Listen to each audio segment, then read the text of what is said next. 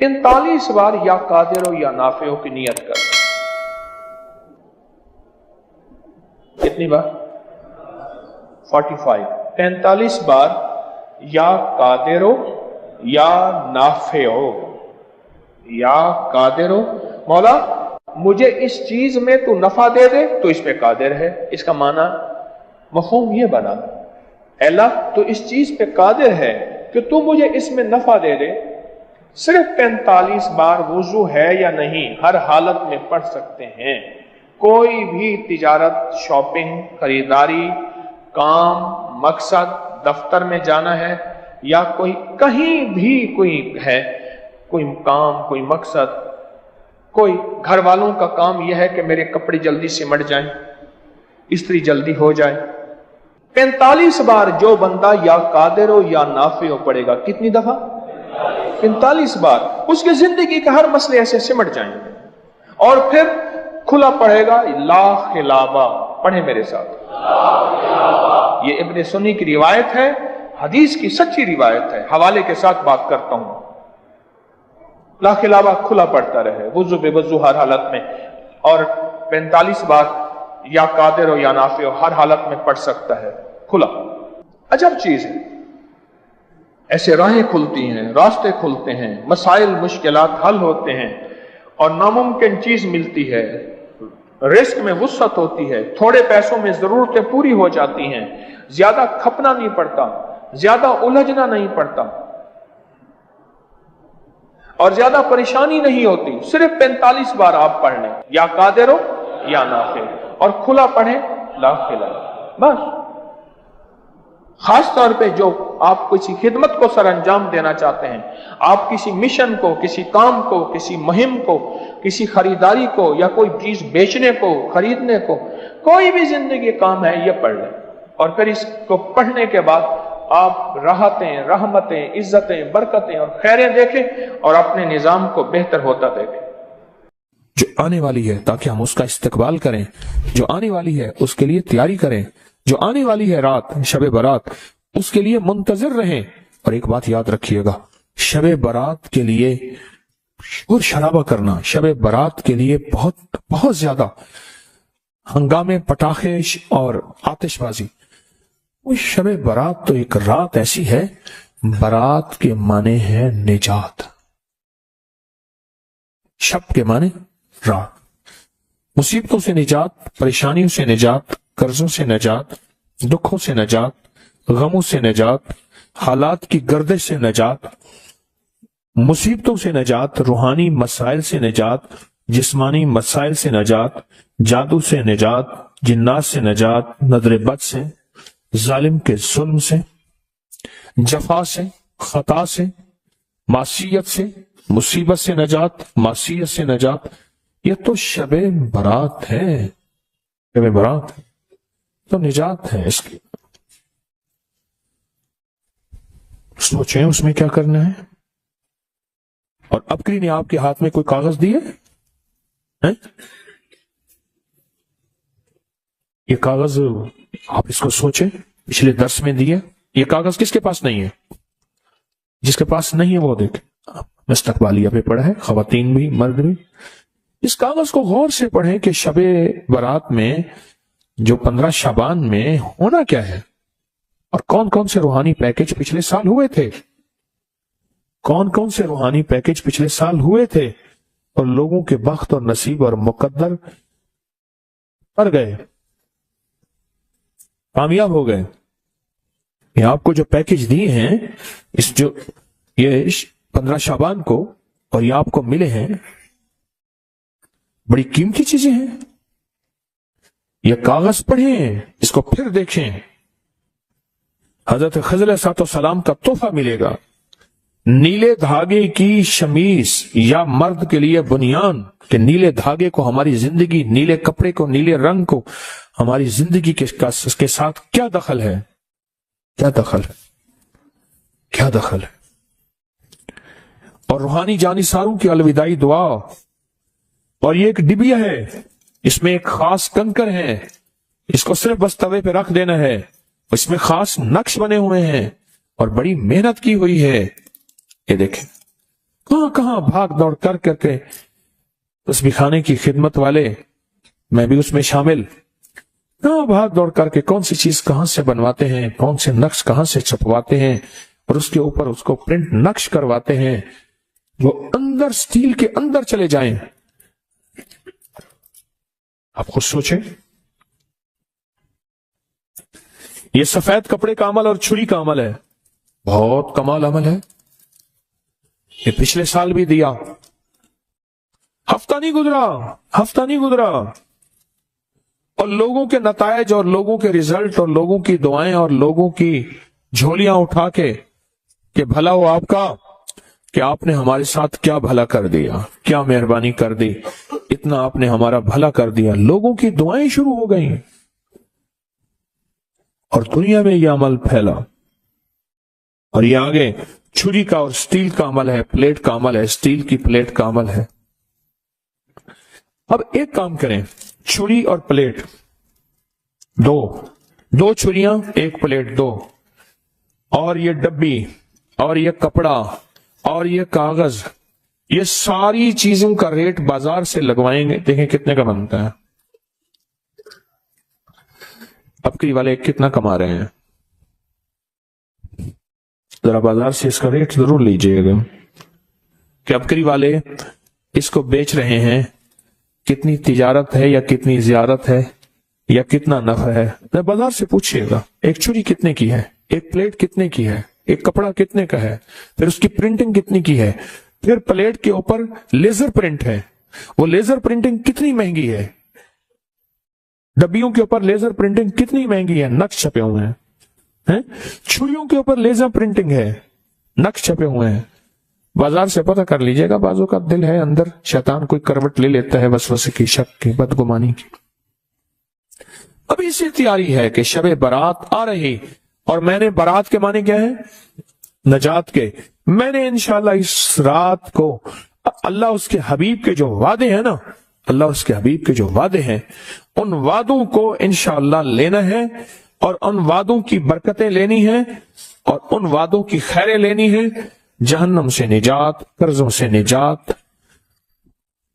نحوست، ظلمت، اس سے نجات، بے برکتی سے نجات، اور میرا کاروبار برباد ہو رہا یا میرا گھر پریشان ہے، اس سے نجات، ان چیزوں سے نجات ہے۔ حدیث میں آتا ہے، صدیق اکبر رضی اللہ تعالیٰ عنہ فرماتے ہیں کہ جب ماہ شعبان کی 15ویں رات آتی ہے، اللہ جل شانہ آسمان دنیا پہ تشریف لاتی ہے، پہلے آسمان پہ نیچے آ جاتے ہیں، اپنا تخت لاتے ہیں، سوائے مشرک کے اور کسی سے بغض اور اناد رکھنے والے کے، باقی سب کو معاف کر دیتے ہیں۔ بغض اور اناد رکھنے والا کسی سے اگر ہے بھی، بیٹھے بیٹھے معاف کر دو، بیٹھے بیٹھے دل صاف کر دو، بیٹھے بیٹھے معاف کر دو، بیٹھے بیٹھے دل صاف کر دو۔ اللہ تعالیٰ سب کو معاف کر دیتے ہیں۔ اور عائشہ صدیقہ رضی اللہ تعالیٰ فرماتی ہے، میرے آقا نے اس رات میں اتنا لمبا قیام اور پھر آپ نے سجدہ فرمایا، حتیٰ کہ میں نے آپ کا انگوٹھا مبارک پکڑ کے دیکھا کہ شاید آپ اس دنیا سے رخصت ہو گئے۔ نماز سے فارغ ہوئے تو آپ نے پوچھا، عائشہ کیوں؟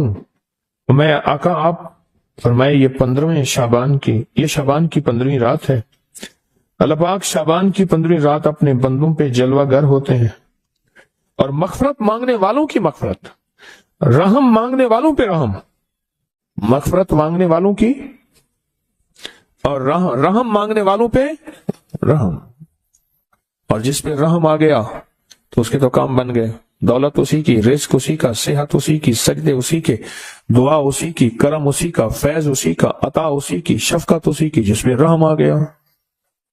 لیکن فرمایا جو کسی سے حسد کرتا ہے، بغض کرتا ہے، عناد کرتا ہے، اور کسی اس کے بارے میں فرماتے ہیں اللہ کہتے ہیں اس کو چھوڑ دو، اللہ کہتے ہیں اسے چھوڑ دو۔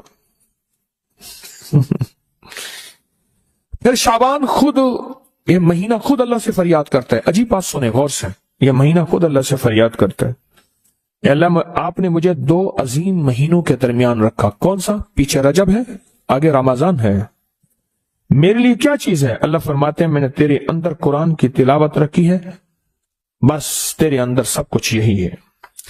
और फिर फरमाया कि इसको लैलतुल मुबारक कहते हैं, 15 शाबान को। फरमाया बरकत वाली रात है और रात में कसरत के साथ खैर और भलाई पाई जाती है, कसरत के साथ खैर और भलाई पाई जाती है। और अल्लामा इमाम फखरुद्दीन राजी फरमाते हैं इस रात में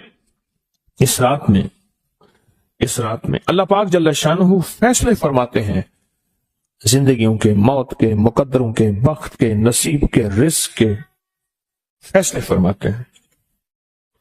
और अली करमल्लाहु वजह फरमाते हैं, सुन लो, मुझे वो शख्स बहुत पसंद है जो अपने आप को इन 4 रातों के लिए फारिग कर ले। आप बताएं, मुझे वो शख्स क्या है जो अपने आप को इन 4 रातों के लिए फारिग कर ले। कौन सी रात? एक ईद उल फित्र की रात, रमजान का चांद नजर आया और सुबह, इसको लैलतुल जायजा कहते हैं। दूसरा ईद उल ज़ुहा की रात, अल्लाहु अकबर। और तीसरा 15 शाबान, और चौथा रजब की पहली रात। आइंदा साल इंतजार कीजिएगा, रजब का चांद नजर आया और रजब की पहली रात, तस्बीह, वजीफा, जिक्र, अमाल। जरूरी नहीं सारी रात जागे, जरूरी नहीं कुछ अमाल करके सो जाए, पर मुझे 4 रातें पसंद हैं, 4 रातें पसंद हैं, 4 रातें पसंद है। और फिर फरमाया कि अबू हुरैरा रज़ियल्लाहु तआला अन्हु फरमाते हैं, पीर और जुमेरात के दिन जन्नत के दरवाजे खोल दी जाते हैं, हर उस बंदे की मगफरत की जाती है जो अल्लाह के साथ किसी को शरीक नहीं ठहराता। आज की शाम मगफरत के दरवाजे खुल गए। बहुत ताकतवर अमल दिए आपको, पिछले साल दिए, और इससे जिंदगी में वो इनकलाब, वो तब्दीलियां, वो खैरियां और बरकतें आई जो गुमान से बालातर है। इमाम की बारगाह में एक शख्स आया और कहने लगा कि आका, 7 आसमान और 7 जमीन मुझसे नाराज हो गए। हजरत ने उसकी बात पे तवज्जो फरमाई, तो क्या कहना चाहता है कि 7 आसमान और 7 जमीन मुझसे नाराज हो गए हैं? फरमाया चाहता क्या है? कहा आसमान से रिस्क आना खत्म हो गया है और जमीन मेरे लिए तंग हो गई है, मैं परेशान हूँ, मैं जिंदगी की उलझनों में हूँ। जिसके लिए आसमान का रिस्क, राहत, इज्जत, बरकत, वुसअत, वक़्त, मकाम आसमानों से आता है, जिसके लिए खत्म हो जाए, और जमीन जिसके लिए तंग हो जाए, सोचें उसकी जिंदगी क्या होगी।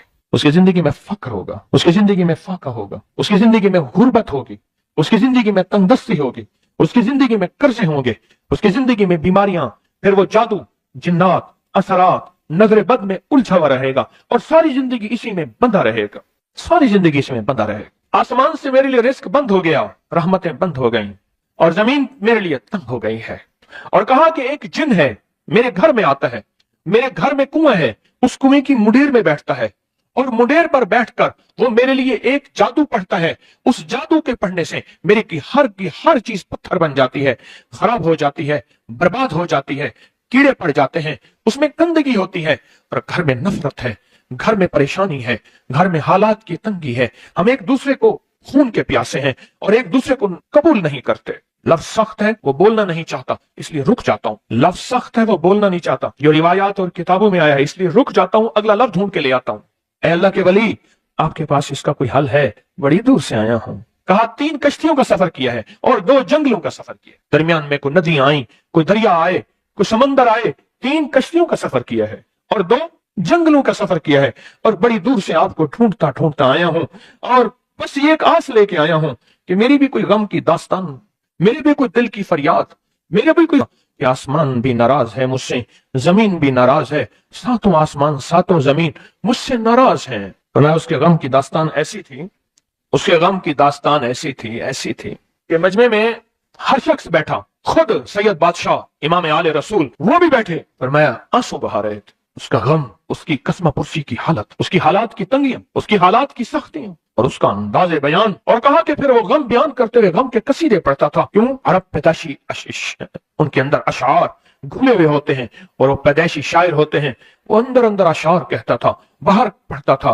और कहा उसने मजमे को रुला दिया। हजरत इमाम जाफर सादिक ने फरमाया मैं तुम्हें अपना मनाम बताता हूँ, मनाम एक ख्वाब सुनाता हूँ और उस ख्वाब में तेरी ताबीर मौजूद है اس خواب میں تیرے مسائل کا حل موجود ہے، اس خواب میں تیری مشکلات اور الجھنوں کا حل موجود ہے، اس خواب کے اندر تیری تعبیر الجھنوں کا حل موجود ہے۔ اور پھر اپنا خواب سنائے۔ فرمایا ایک دفعہ میرے دادا حضرت علی خواب میں تشریف لائے، فرمانے لگے محمد، ان کا نام محمد تجھے وہ عمل نہ بتاؤں جب ساتوں آسمان تجھ پہ رحمتیں اور برکتیں برسانا چھوڑ دیں اور ساتوں زمینیں تجھ پہ نعمتیں اگلنا بھول جائیں، تجھے وہ عمل نہ بتاؤں جب ساتوں آسمانوں اور ساتوں زمینوں کی برکتیں تجھ پہ برسیں اور ساتوں آسمانوں اور ساتوں زمینوں کی نعمتیں تجھ پہ اگلیں۔ پھر فرمایا تو چاہتا ہے سمندر کے اندر دفینے اور خزانے تیرے ہو جائیں، زمین کے اندر کے دفینے اور خزانے تیرے ہو جائیں، اور لوگوں کے دلوں میں تیری محبت کے خزانے ہوں اور لوگوں کے چہرے میں تیرے لیے بشاشت کے خزانے ہوں۔ تو چاہتا ہے؟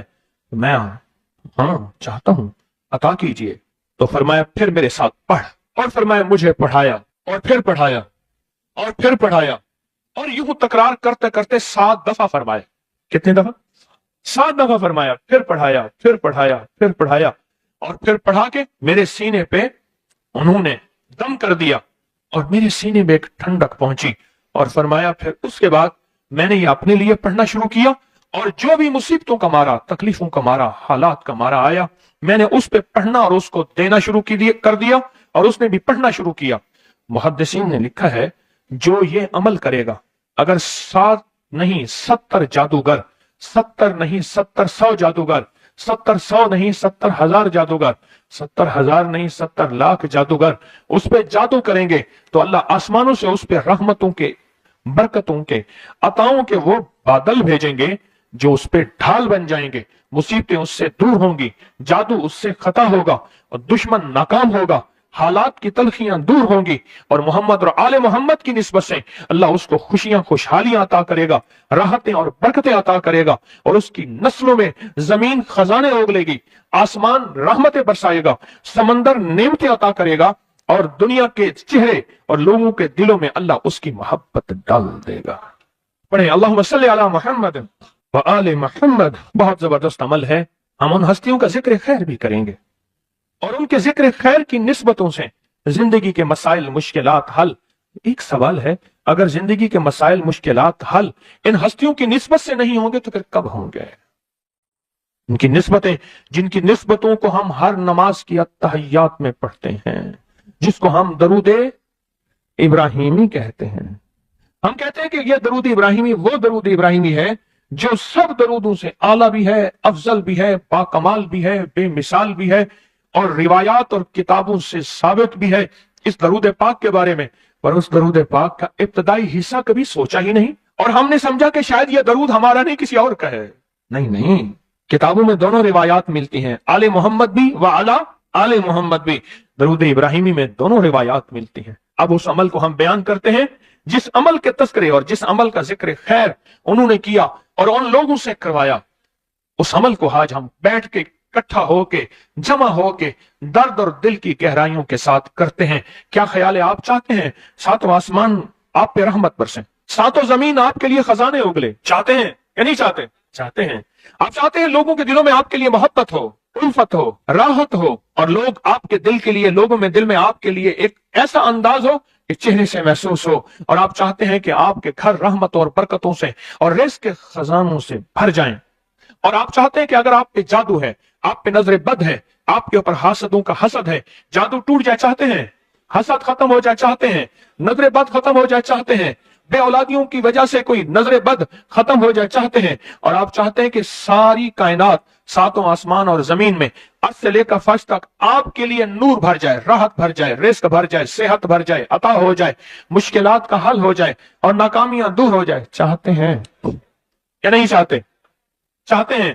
تو پھر شیخ نے جو فرمایا، حضرت امام جعفر صادق نے جو فرمایا، اور جو قرآن کی 7 آیات پڑھوائی ہیں انہوں نے، آج میں وہ قرآن کی 7 آیات پڑھوں گا، آپ میرے ساتھ پڑھیں گے۔ ان کے پاس قرآن تھا، ان کے پاس فرمان مصطفیٰ تھا، ان کے پاس علم تھا، ان کے پاس ایمان تھا، ان کے پاس صبر تھا، ان کے پاس حوصلہ تھا، ان کے پاس شرافت تھی۔ وہ علم کے سمندر، وہ حلم کے سمندر تھے، وہ عطا کے سمندر تھے، ان کے پاس برکتوں کے خزانے تھے۔ انشاءاللہ یہ برکتوں، راحتوں، رحمتوں کے خزانے ہم نے ان سے لینے ہیں اور اسی محفل میں لینے ہیں۔ پڑھیں اعوذ باللہ من الشیطان الرجیم، بسم اللہ الرحمن الرحیم۔ پہلے پڑھیں پڑھ لیا؟ پڑھیے میرے ساتھ، سلام قولا من رب الرحیم۔ یہ اصل میں حضرت امام جعفر صادق نے قرآن میں 7 سلام ہیں۔ کتنے سلام ہیں؟ کتنے سلام ہیں؟ 7 سلام ہیں، اور یہ 7 آسمان ہیں، اور یہ 7 زمین ہیں، اور طواف کے 7 چکر ہیں، ہفتے کے 7 دن ہیں، 7 کی عدد کے ساتھ کائنات کا نظام ہے، کائنات کا نظام ہے 7، اس کے ساتھ کائنات جڑی ہوئی ہے۔ قرآن کی کتنی منزلیں ہیں؟ 7۔ سلام قولا من رب الرحیم، سلام علی نوح فی العالمین، سلام علی ابراہیم، سلام علی موسیٰ و ہارون، سلام علی الیاسین، سلام علی المرسلین، سلام ہی حتی مطلع الفجر۔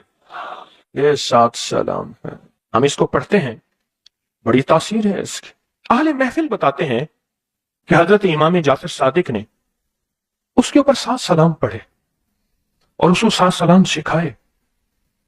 وہ دیہاتی تھا، ہم دیہاتی کہتے ہیں، عرب میں اس کو بدو کہا جاتا ہے، صحرائی کہتے ہیں، عرب میں اس کو بدو کہا جاتا ہے۔ وہ بدو دیہاتی صحرائی تھا، اس کو 7 سلام سکھائے اور فرمایا اس کو 7 دفعہ صبح شام پڑھ لیا کر، اگر حالات کی سختی تنگی زیادہ ہے تو جتنا زیادہ پڑھ لیا کر، بس کوئی تعداد نہیں۔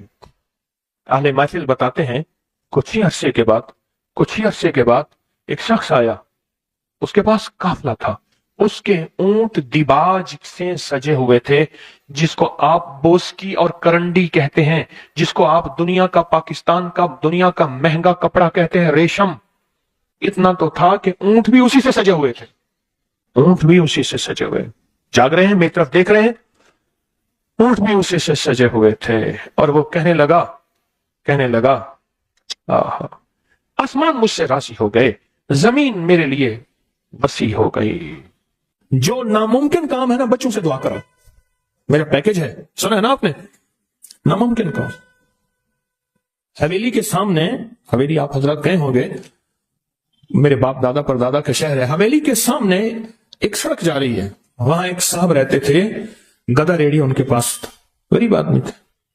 تو ایک پیر صاحب کو میرے سامنے 100 روپے دیا، 100 روپے کی بڑی حیثیت، پر اس کی حیثیت اس کی تھی جس کی عموماً جو ایک پھیرا ہوتا تھا 5 روپے کا، 4 روپے کا ایک چکر، تو اس کا 100 کیسے جمع ہوا ہوگا؟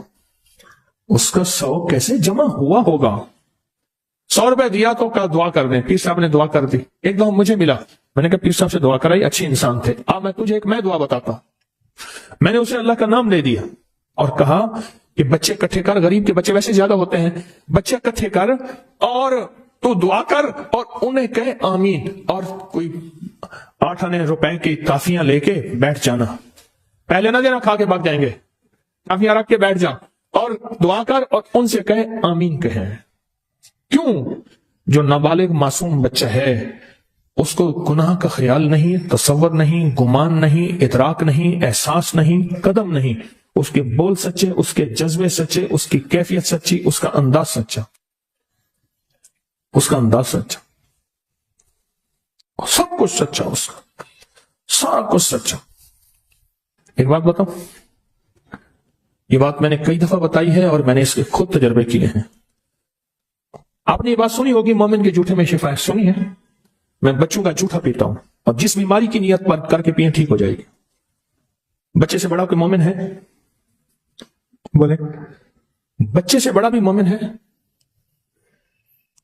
بچے کا جھوٹا اس تھوڑا سا پلا دیں اور پھر اس کی تھوکیں بھی جائیں گی، ان کی تھوکیں بھی جائیں گی، اسی جگہ منہ لگا کے پیئیں۔